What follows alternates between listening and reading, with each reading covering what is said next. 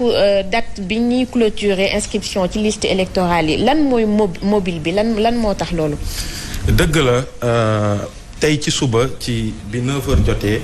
jébbal nañu ministre de l'intérieur benn bataaxal pour sàkku ñu dàkkal clôture inscription des listes bi nga xamante ni ñu ngi ko fixé woon pour le 27 mars bi ñu bëggoon ñu toxal ko de 2 semaines pour permettre encore li ëpp ci sénégalais yi ñu mën a bindu ci liste électorale yi pour que ñu mën a participer aux élections législatives yi nga xamante ni mu ngi ñëw ci mois de juillet. li sabab loolu nag mooy ci caravane yu ñu nekk di def boobu ba tey di dem ci gox-goxaan yi ci Dakar ak fépp ci Sénégal pour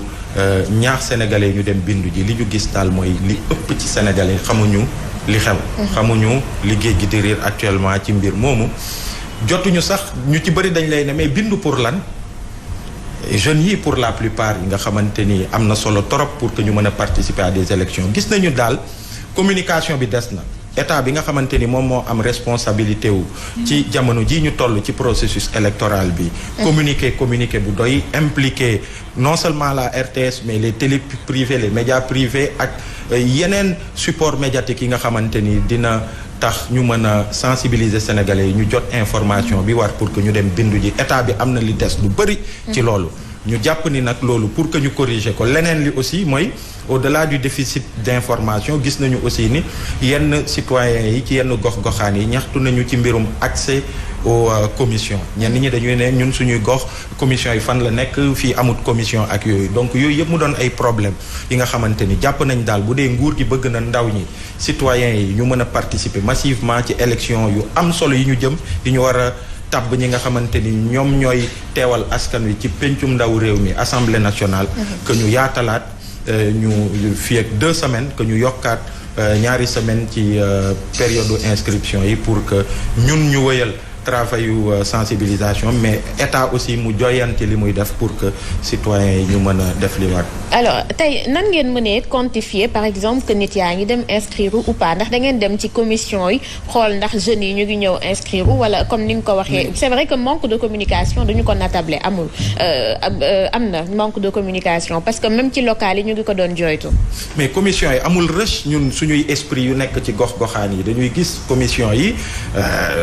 yenn commission yi ci journée boo xoolee ñiy ñëw ci citoyen pour ñëw bind bëriwul léegi ñun nag bi ñu demee ci gox-goxaan yi dem ci marché yi dem ci grand place yi di sensibiliser ci lañ comprendre li tax commission yi nit ñi newuñ fa li bëri juste parce que lu ci ëpp ci citoyens yi jotuñu information xamuñu ni ci période mbindu la ñu nekk surtout jeunes yi nga xamante ni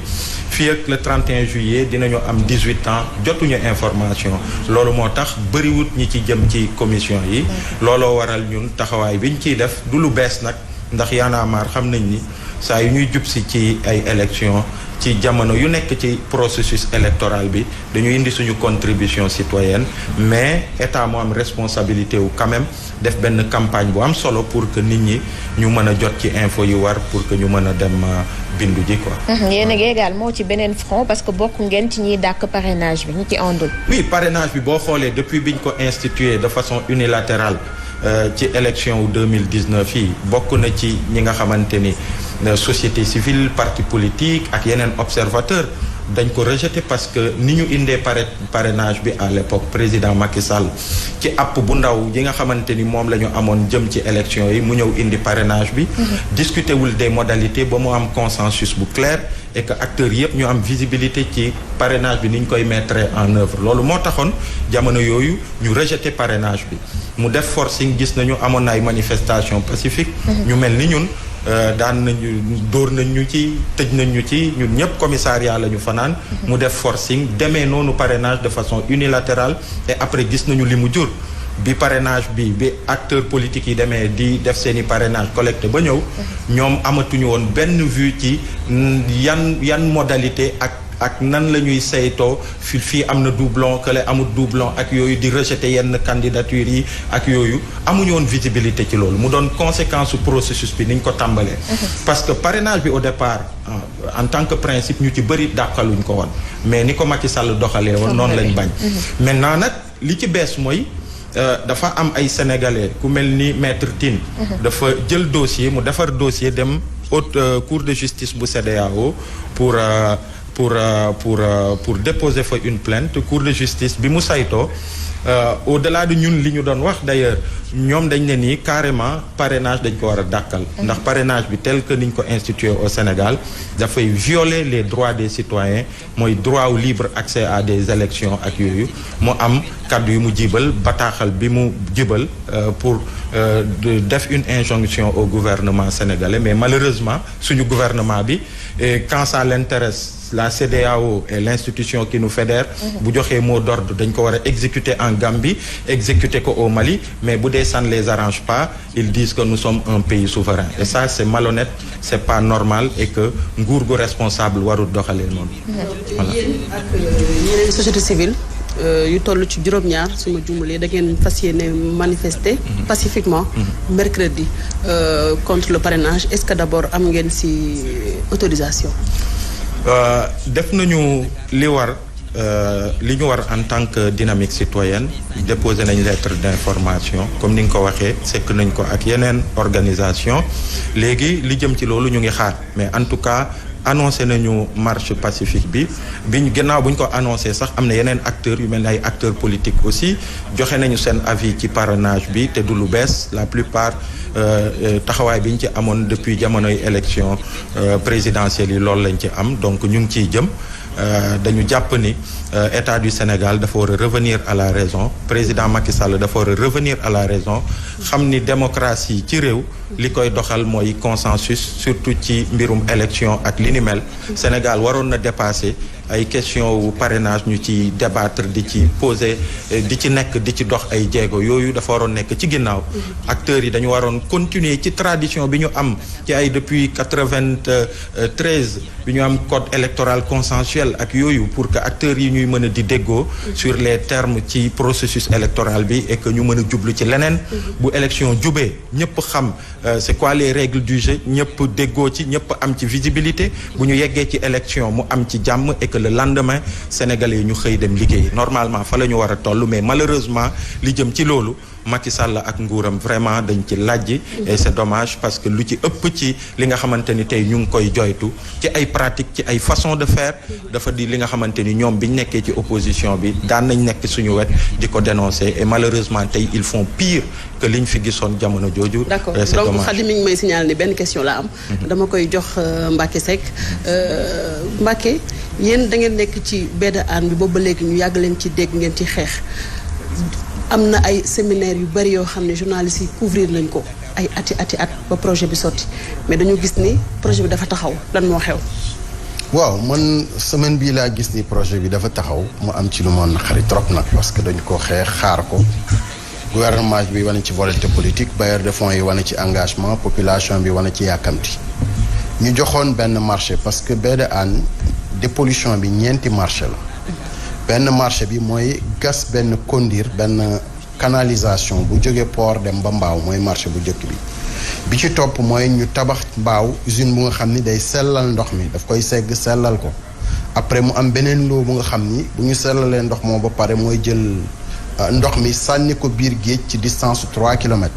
mu am dernier lot bi nga xam ni canal 6 bi nga xam ni moo ëpp lu mu yàq tefesu Yarax ñu wowal ko koŋ ci loo bu njëkk bi mooy gas benn conduire buy dajale ndox yi bon yëpp depuis port ba mbaaw benn entreprise bu tudd Pfeiffer moo ko gañe woon ñu xeex bu metti montant bi nekk 14 milliards mu tàmbali liggéey bi mais bi mu liggéeyee lu tollook 10 mois fa mu waxoon fa lay yegg ci liggéey bi gis na ni yeggu fa man ci sama bopp demoon naa xool ni tuyau yu muy suul tuyau yi dañu tuuti parce que booy def dara ci wàllu assainissement lu jëm 50 ans lu jëm 100 ans da nga koy dimensionné ci ville bu mel ni Dakar mais tuyau yi ñu doon suul dama gisoon mu tuuti mu jaaxal ma trop ma dem poser question bi directeur ONAS ci ubbeekoom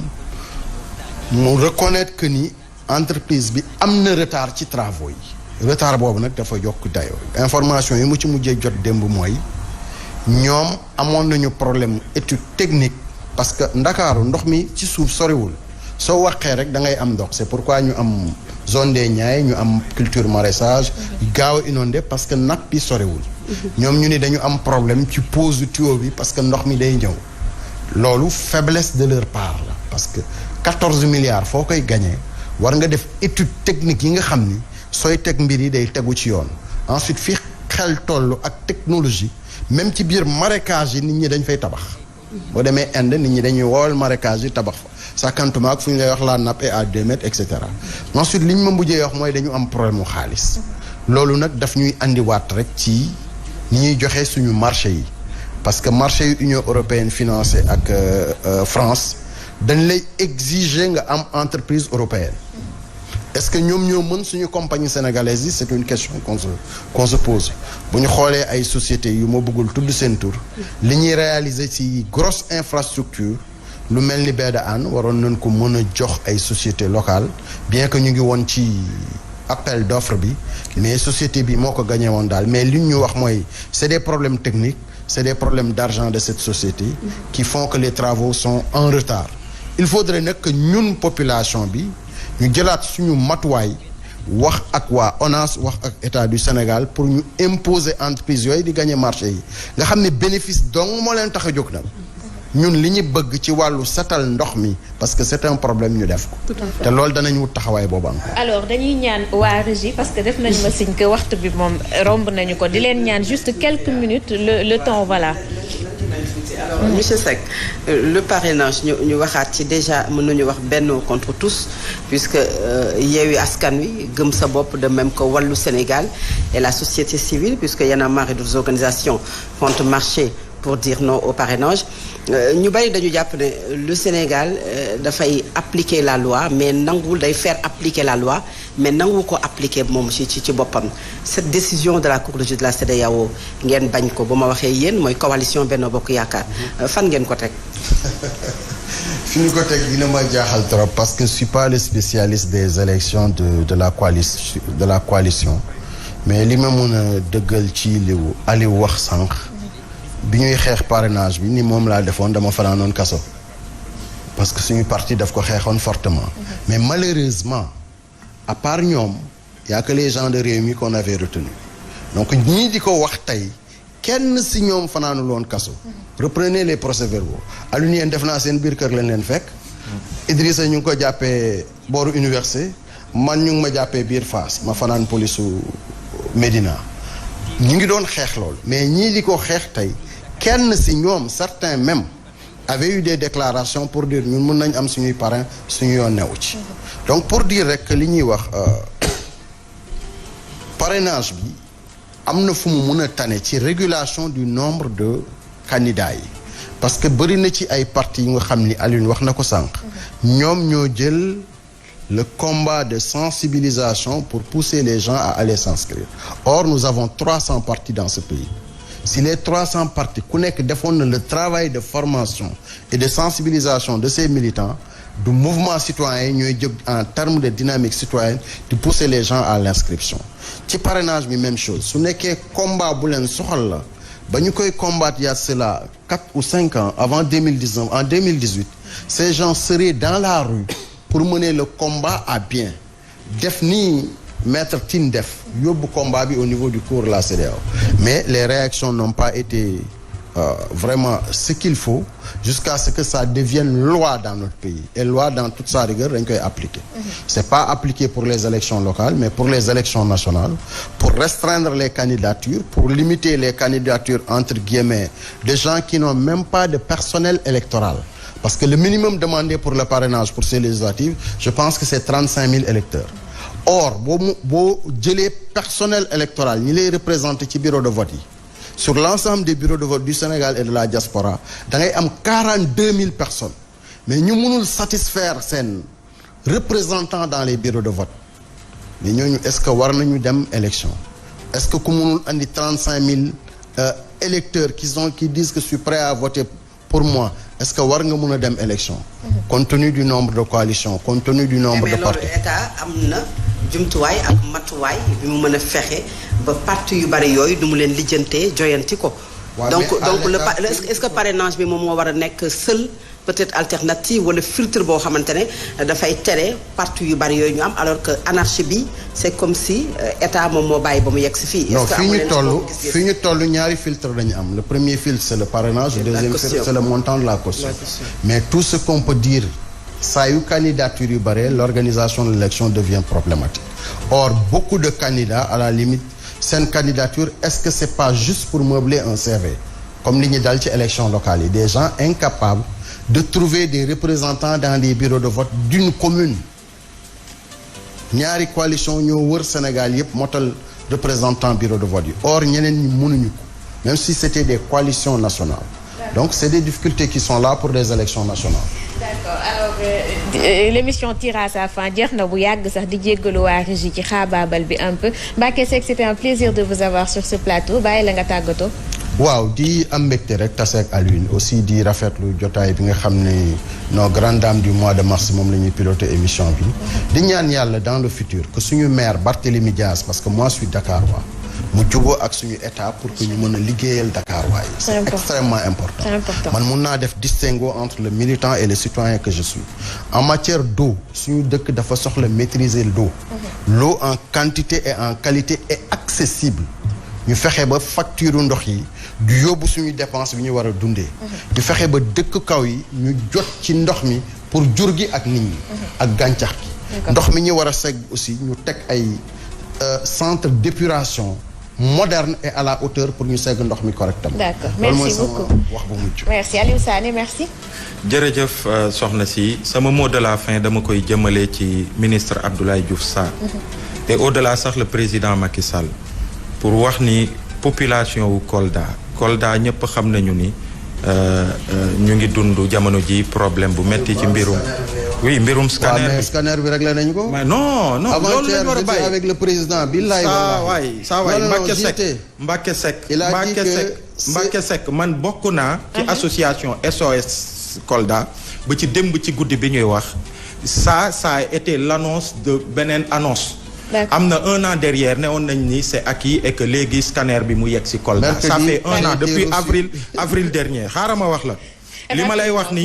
wax nii léegi tollootuñu ci annonce fi ñu toll mooy fexe ba Kolda yi ñu ne leen seen scanner ngi installé nañ ko. loolu rek a ci des. et que vraiment bu ñu demee ba toll fi nga xamante ni c'est les populations ñoom ñooy yor ay këll. yor ay leket di dem ci marché yi di maajal pour que ñu mën a jëndal seen bopp scanner boobu ba tey ñu ngi leen koy dig. loolu dafa doy te hôpital boobu quand même tabax nañ ko en tant que infrastructure mais coquille vide. boo xamante ni boo bëggee scanner sax il faut nga dem Sédhiou wala Ziguinchor dem defee ko fa. loolu quand même ci fi ñu toll nii ci jamono yi du lu jaadu bu dee président réglé na ko. nañu fexe ba Mbacké bëggoon naa ma woo la fii ak quelques jours. nga ne ma ok scanner bi installé nañ ko à Kolda parce que population Kolda loolu rek a leen intéressé leneen intéressé. moi j'étais avec les populations de Médina Yoro Foulah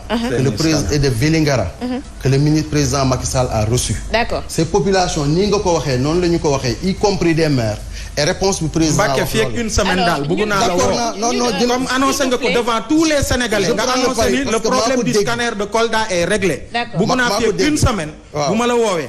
nga ne ma contrairement aux autres fois. bii ni scanner bi moom maa ko dégg ci ñu ngi koy Aliou comme fii sax la ñu defee annonce bi ñun personnellement dinañu topp info. topp leen info bi parce que après bu ci ginnaaw émission bi ñu continuer débat boobu. di leen di remercier ñoom ñaar bu baax a baax remercier également Ndeye Dimet Ndaw ak Fatou Abdou Ndiaye ñoom la ñu ondaloon ñoom la ñu ondalaat demain inchallah ak yeneen yi invité ak yeneen thème merci.